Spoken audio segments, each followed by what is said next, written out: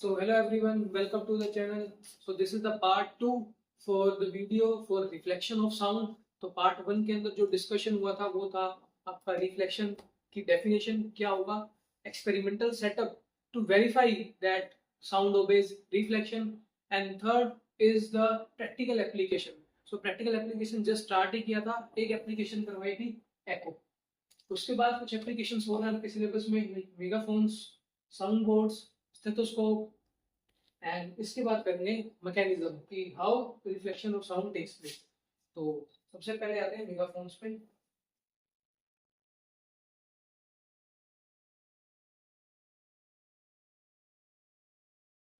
यहाँ पे ये डायग्राम ध्यान में रख सकते हो. आपके पास एक साउंड का सोर्स है, साउंड का सोर्स है, यहाँ से साउंड वेव्स जनरेट हो रही है. ये किसी सॉलिड ऑब्जेक्ट से टकरा रही है. सॉलिड ऑब्जेक्ट से टकराने के बाद रिफ्लेक्ट होगी. सॉलिड ऑब्जेक्ट से टकराने के बाद रिफ्लेक्ट होगी. ये मान लो रिफ्लेक्टेड है. ये जो मैं डॉटेड बना रहा हूँ लाइंस, ये मेरी रिफ्लेक्टेड वेव्स हैं. और जब ये इस ऑब्जर्वर तक वापस आ जाएंगी, सो ये हो जाएगा अपना एको का एक description. Diagrammatic representation, diagrammatic representation of echo, जहाँ पे किसी सॉलिड ऑब्जेक्ट से टकराने के बाद हमारी जो इनकमिंग साउंड वेव्स थी, that is after reflection going back to the source और the listener, where he will heard repeated sound. So this is echo. So the next is megaphones. तो announcement के लिए यूज होते हैं basically. Rallies में politics party use करती है, and कोई भी अनाउंसमेंट हो, वी यूज मेगाफोन्स. अब कैसे मेगाफोन यूज हो रहा है, इसकी शेप कैसे होती है, सबसे पहले ये देखो. Megaphone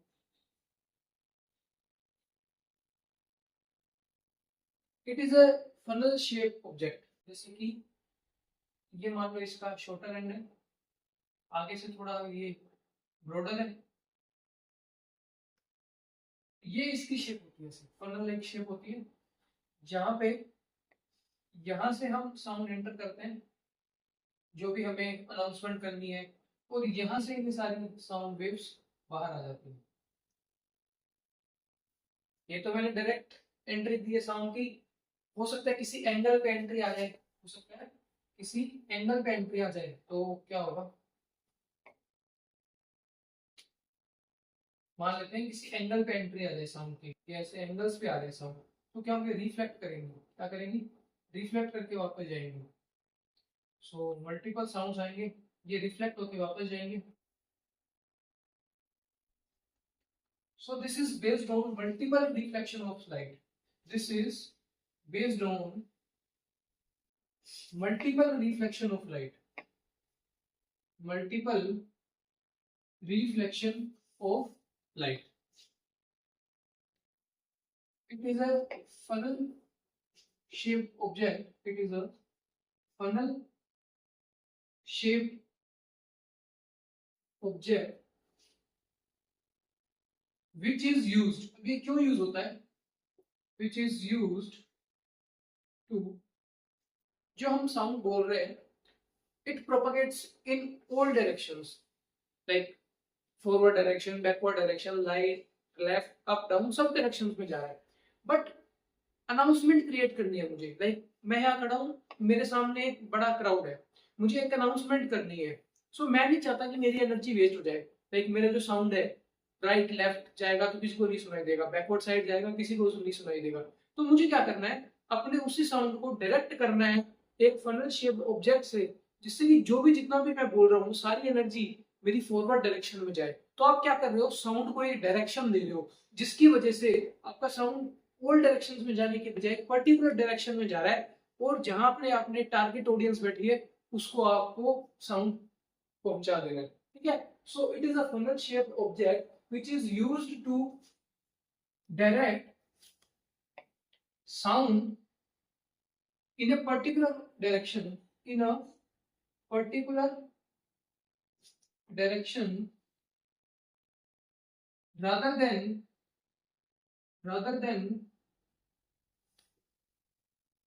propagating in all direction, rather than propagating in all direction.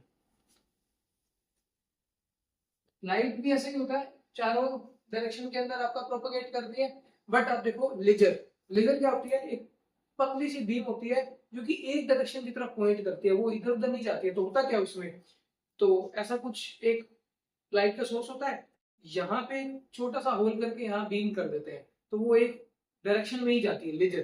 तो वैसे ही ये है कि मुझे मेरी साउंड वेस्ट ना जाए, इसीलिए मैं इस एंड से बोलूंगा, इस एंड से बोलूंगा, तो यहाँ से क्या होगा, सारी की सारी जो भी मेरी आवाज होगी वो इस एंड से ही बाहर निकलेगी, इस एंड से, ना कि ऑल डायरेक्शंस में।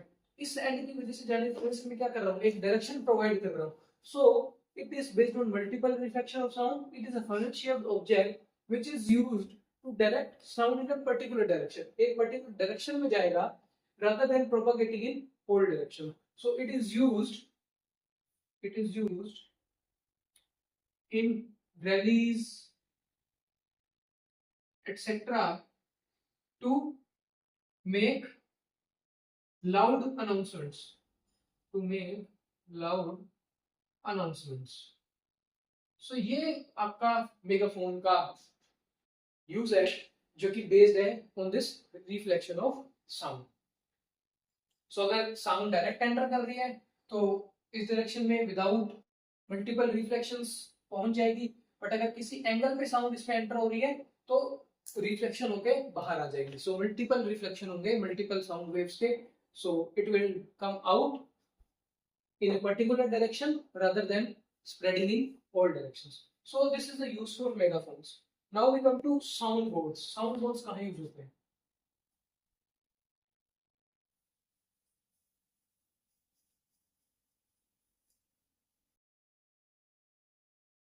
Now sound boards.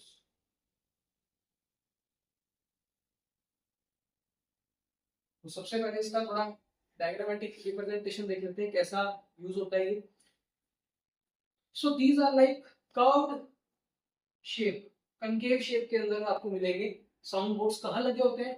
थिएटर्स में, सिनेमा हॉल्स में, सेमिनार हॉल्स में, जहाँ पे एक ऑडियंस हमारी बैठी होती है और यहाँ पे एक स्पीकर होगा जो कि साउंड को जनरेट कर रहा होगा।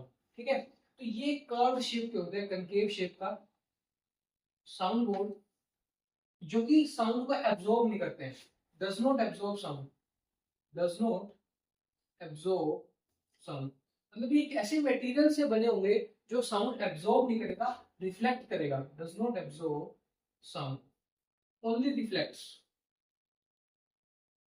Only reflects.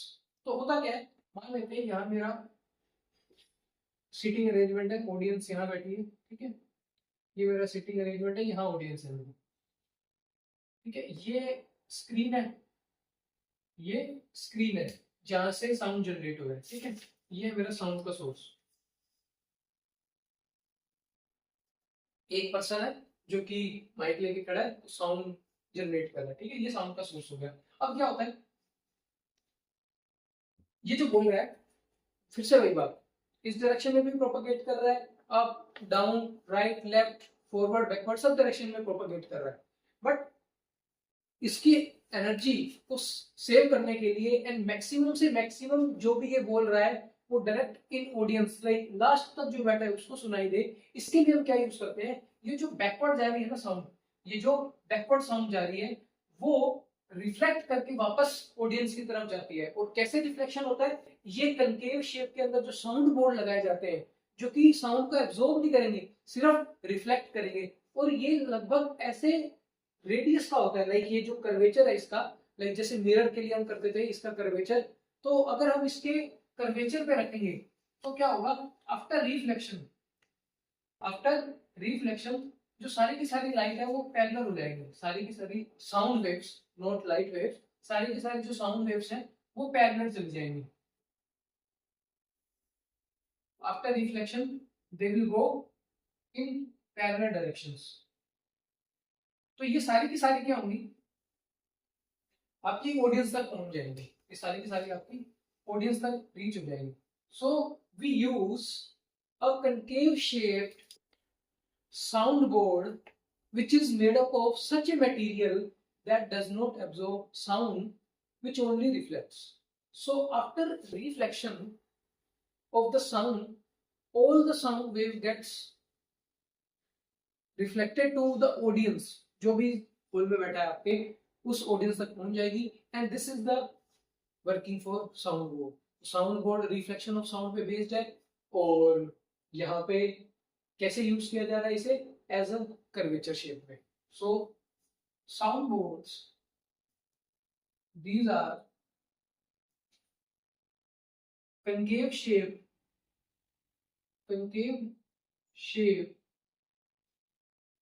reflecting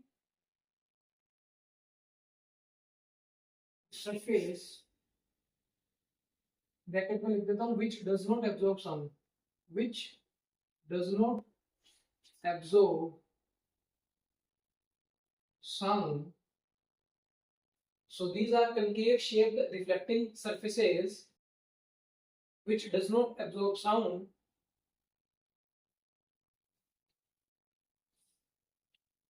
These are situated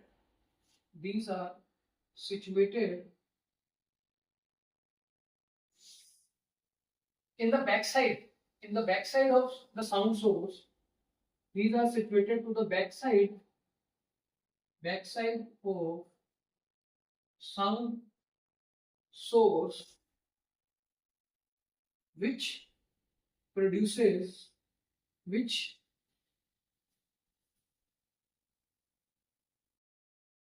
makes the sound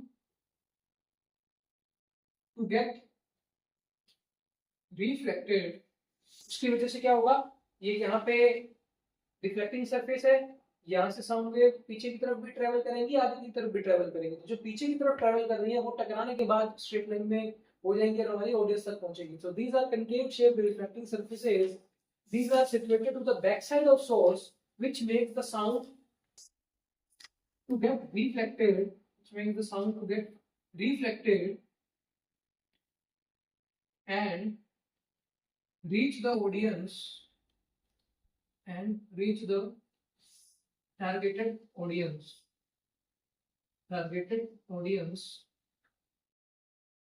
with much better quality. Okay. तो इसीलिए ये यूज हो रहे हैं साउंड बोर्ड्स, जो कि आफ्टर रिफ्लेक्शन साउंड को ऑडियंस तक पहुंचा देंगे. एंड ये जो वेस्ट हो रहा था साउंड पीछे की तरफ जाके, ऊपर की तरफ जाके और नीचे की तरफ जाके, so they all will get reflected towards the audience. So this is the way how a soundboard looks. Curvature of concave shape, made up of material such that which does not absorb sound, only reflects. So this is my soundboards. Now we will come to stethoscope.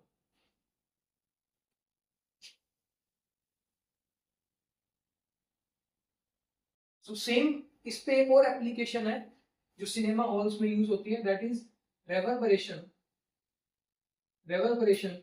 ये आप खुद से search करोगे और पढ़ोगे. 9th class में भी था ये, व्हाट इज रेवर्बरेशन और कैसे इसको रिड्यूस किया जाता है. ठीक है, सिनेमा हॉल्स में किया जाता है इसको यूज, और कुछ साउंड एब्जॉर्बिंग मटेरियल्स लगाते हैं साइड्स में, अपसाइड डाउन साइड कर्टेन्स होते हैं कुछ ऐसे जो इस फिनोमिनन को कम करते हैं. तो ये एक बार आप जरूर देखना, reverberation. Now we will come to the next, which is stethoscope.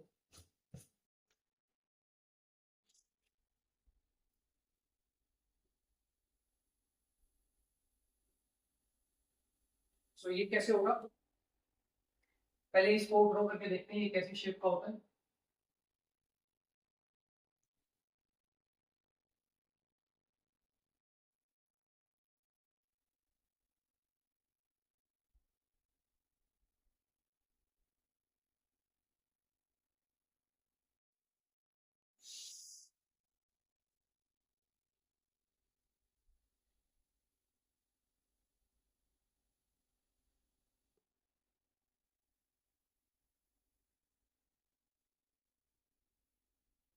सो ये not up to the scale, but ये एक स्टेथोस्कोप है।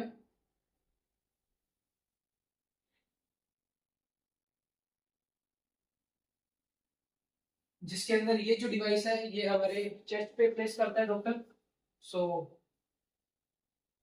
This is placed near to chest, near to chest. ये हमारी रबर ट्यूब है, ये हमारी रबर ट्यूब है, and these are the pieces जो वो अपने ईयर्स के अंदर डालेगा। So these are receiving end receiving and we can say this is source, indirect source है बट सोर्स नहीं है, ठीक है। तो होगा क्या, जैसे ही इस एंड को ये जो सोर्स वाला पार्ट बन जाएगा, जैसे ये चेस्ट के पास रखेंगे तो ये रिसीव करेगा साउंड रिसीव करेगा, और इस ट्यूब की हेल्प से रिफ्लेक्ट करेगा और इस रिसीविंग एंड तक पहुंचाएगा। सो कैसे रिसीविंग एंड तक पहुंचा रहा है? Due to multiple reflection of sound. तो इस रबर ट्यूब को थोड़ा बड़ा बनाते हैं, ये इसका थोड़ा जूम व्यू है। सो जैसे इसके अंदर साउंड वेव्स एंटर करेंगी, जो कि हमारे पार्ट के पास से बीट्स आ रही है, वो जैसे इसमें एंटर करेंगी, so they will fall on this rubber tube. और ये रबर ट्यूब का जो सरफेस है वो कैसा है? Reflecting surface. कैसा सरफेस है? Reflecting surface. तो एक ऐसी मटेरियल से बनी है ये ट्यूब जो कि रिफ्लेक्ट कर रही है, एब्जॉर्ब नहीं कर रही, ठीक है। सो अब क्या होगा? मल्टीपल रिफ्लेक्शन होंगे साउंड के, और लास्ट में क्या होगा? इन दी एंड ये हमारे रिसीविंग एंड तक पहुंच जाएगी, जो हमारे ईयर्स पे लगा हुआ है। सो this is how a stethoscope works. यहाँ पे मल्टीपल रिफ्लेक्शन हो रहे हैं साउंड के। सो this is based on the multiple reflection of sound. तो थोड़ा इसका जो थ्योरी है मैं ध्यान देता हूँ। सो this is based on the multiple reflection of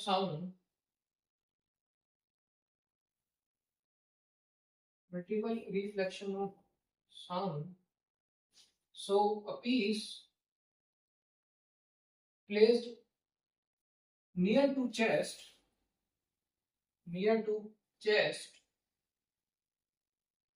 or heart receives the sound and send it to rubber tube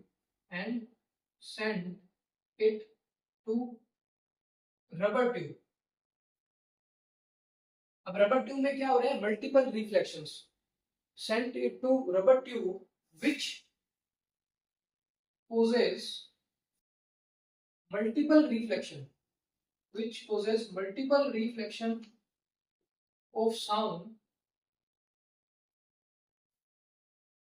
which results in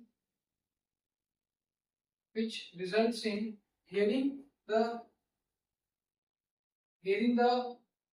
beats, heartbeat लिख देता हूँ, in hearing the heartbeats,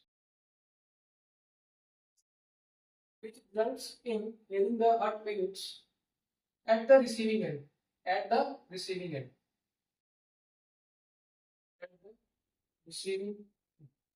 इस तरीके से काम कर रहा है। लाइक ऐसी एक स्ट्रक्चर है जिसका एक जो होगा चेस्ट के पास होगा, दूसरा डॉक्टर के कानों के पास होगा। ये बीच में रबर ट्यूब है जो कि एक रिफ्लेक्टिंग सरफेस से बनी है, साउंड को एब्जॉर्ब नहीं करेगी। तो जैसे इसको हम चेस्ट के पास प्लेस करेंगे, हार्ट के पास प्लेस करेंगे, so it will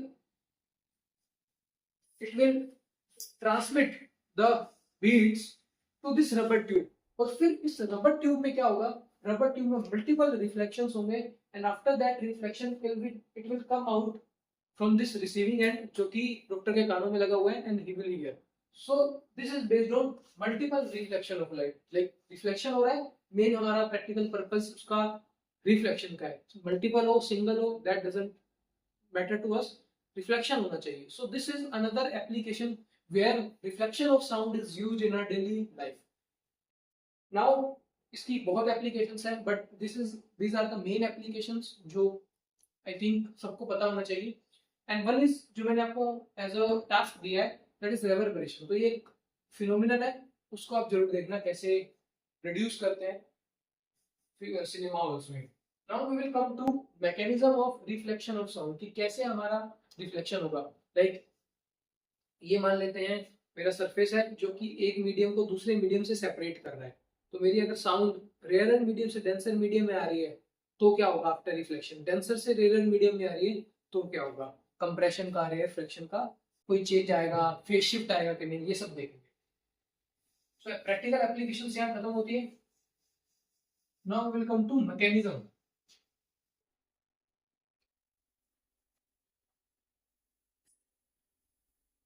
mechanism of reflection of sound.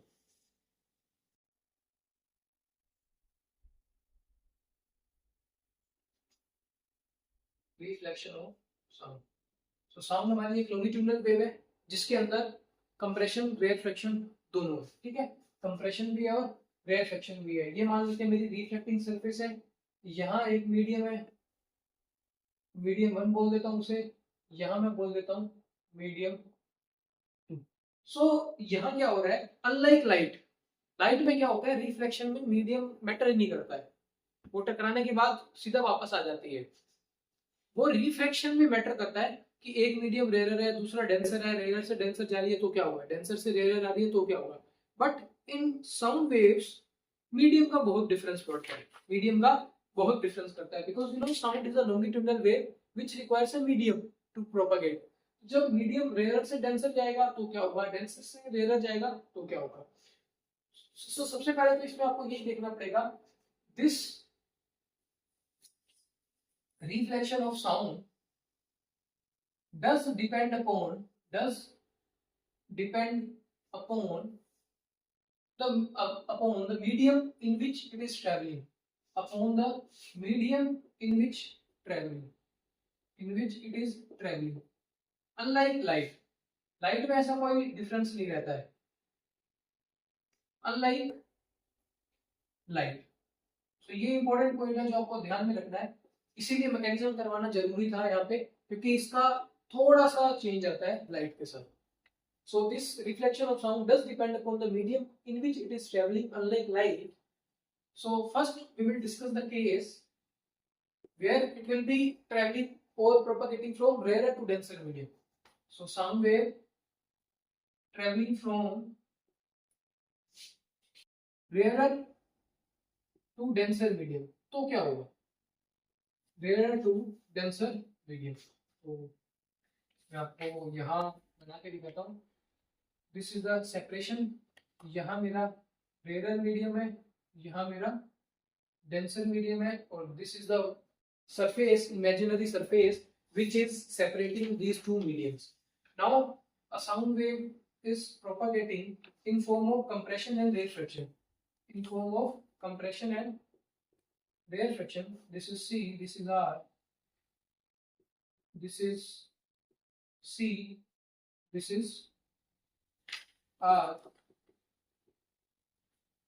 अब क्या होगा, पहुंच गया है ये R इसके पास, सरफेस के पास. अब ये रिफ्लेक्ट होगा. रिफ्लेक्ट होने के बाद क्या होगा, अगर रेरिफ्रैक्शन हिट किया है, स्ट्राइक किया है हमारे प्लेन सरफेस पे, इस सरफेस पे जो कि रेयर से डेंसर मीडियम को सेपरेट कर रहा है, sound wave travelling from rare to denser medium, and हमारा जो स्ट्राइकिंग पॉइंट है वो रेरिफ्रैक्शन है. तो आफ्टर रिफ्लेक्शन क्या होगा, रेरिफ्रैक्शन ही वापस जाएगा. सो आफ्टर रिफ्लेक्शन क्या होगा, रेरिफ्रैक्शन ही वापस जाएगा. आफ्टर रिफ्लेक्शन रेरिफ्रैक्शन ही वापस जाएगा.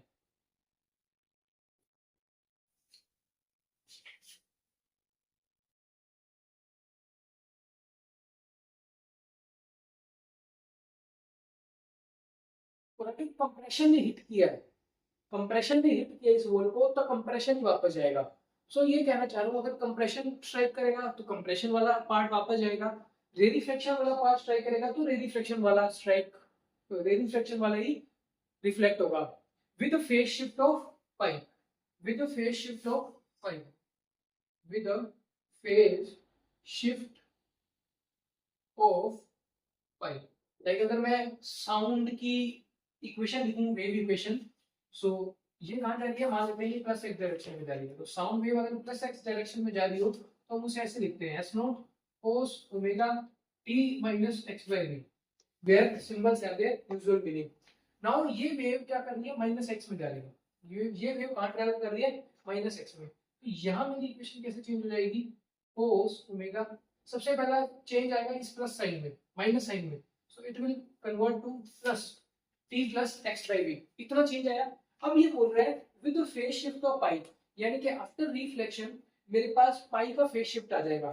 फेज शिफ्ट का होता है एंगल, सो यहाँ हम लिखते हैं थीटा, जो कि फेज डिफरेंस को बताता है. That phase difference between this incoming and the reflecting is pi. So ये मेरी वेव की इक्वेशन हो जाएगी जो प्लस एक्स डायरेक्शन में जा रही है, इनकमिंग, और ये माइनस एक्स में जा रही है आफ्टर रिफ्लेक्शन, तो ये है reflecting, after reflection, reflection wave. ठीक है,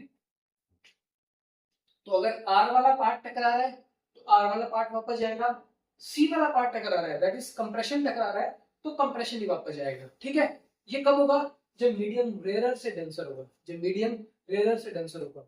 तो इसको मैं एक बार थोड़ा समराइज कर देता हूँ. when the sound waves, लिख ही देते हैं इसको, when the sound wave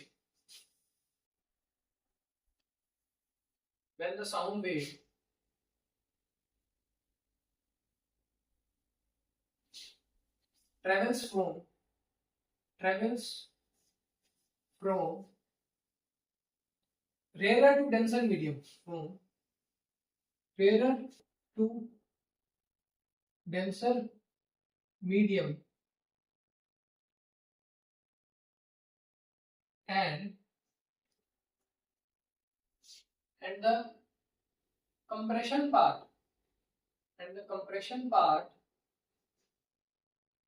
gets incidented on the surface,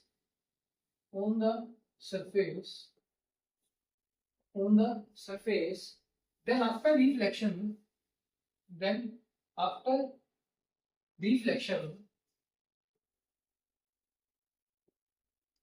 it travels back in rarer medium. इस यहाँ से टकराने के बाद फिर से rarer medium में आती है, which travel back in rarer medium in form of compression with the phase shift of pi,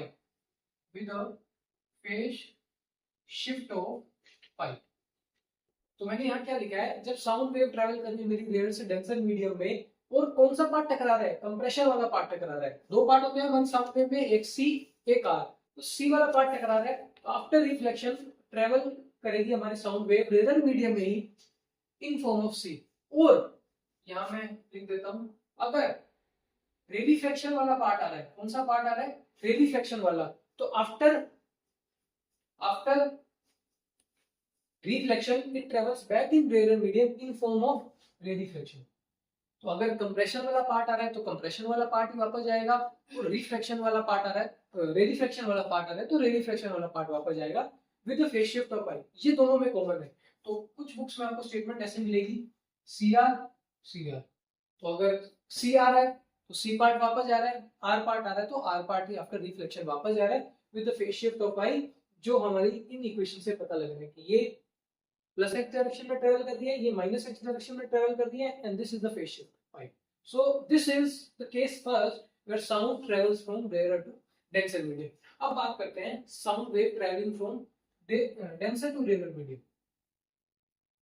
denser to rare medium, this is case second.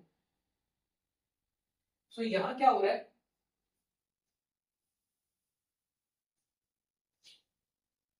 इस बार मीडियम सेपरेट हो जाएंगे मेरे, ये डेंसर मीडियम हो जाएगा, ये मेरा रेयर मीडियम हो जाएगा. ठीक है, अब इसमें चेंज क्या आएगा, मान लेते हैं डेंसर से रेयर मीडियम में ट्रेवल कर रही है, आर वाला पार्ट इससे टकरा रहा है, आर वाला पार्ट इससे टकरा रहा है तो ये प्लस डायरेक्शन में जा रहा है, इसकी इक्वेशन यही होगी, कोई चेंज नहीं आएगा कि जो मेरी इनकमिंग वेव है जो प्लस डायरेक्शन में जा रही है प्लस एक्स डायरेक्शन में, तो उसकी इक्वेशन क्या होगी, s is equal to s naught cos omega t minus x by 3। अब आफ्टर रिफ्लेक्शन क्या होगा, r वाला पार्ट वापस नहीं जाएगा, c वाला पार्ट वापस जाएगा, मींस रेडिफ्लेक्शन कंप्रेशन में चेंज हो गया, रेडिफ्लेक्शन कंप्रेशन में चेंज हो गया। सो दिस इज द चेंज कि मेरा अगर r पार्ट टकरा रहा है तो c पार्ट वापस हो जाएगा, c पार्ट से स्टार्ट होगा, मतलब ये r पार्ट c में कन्वर्ट हो जाएगा, फिर अल्टरनेटिव चलेगा, this will become r, this will become c, this will become r।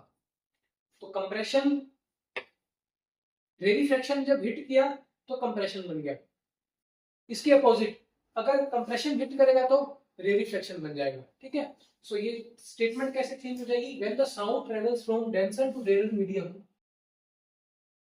Denser to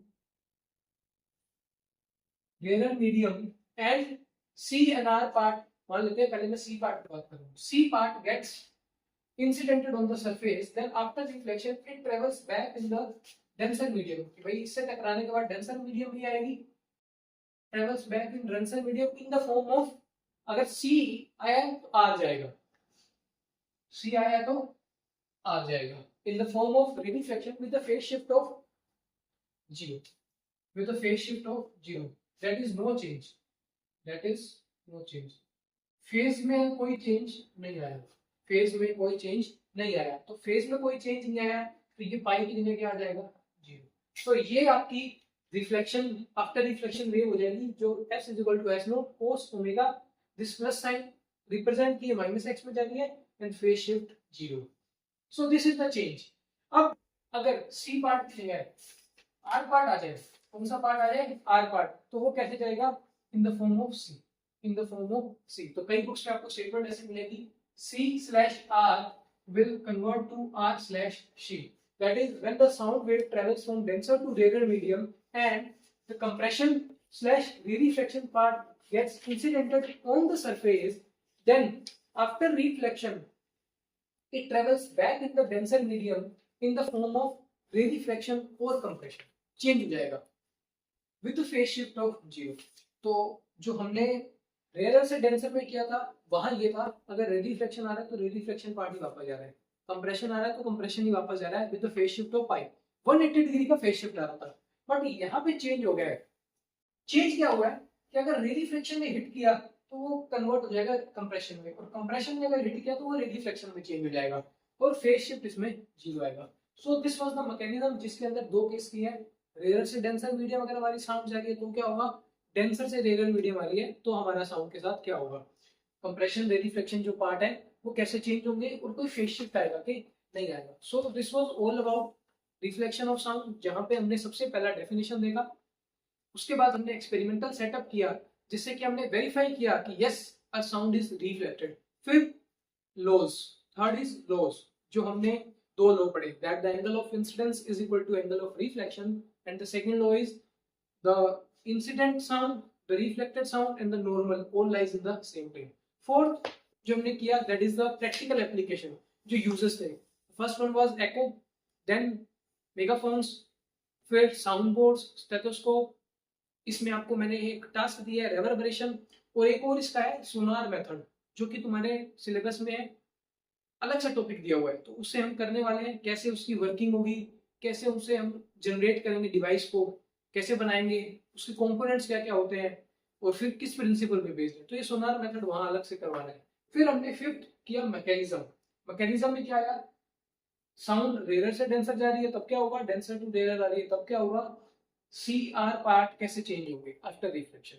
सो ये दो वीडियोस मैंने बनाई है रिफ्लेक्शन पे, एक पार्ट 1 पार्ट 2, कंप्लीट इसे देख लोगे तो आपका ये टॉपिक पूरा हो जाएगा, फिर इसमें से कैसा भी क्वेश्चन आ जाए आप अटेम्प्ट कर पाओगे। सो अगर कोई भी डाउट हो तो आप कमेंट बॉक्स में नीचे लिख देना। Thank you very much and keep watching the videos.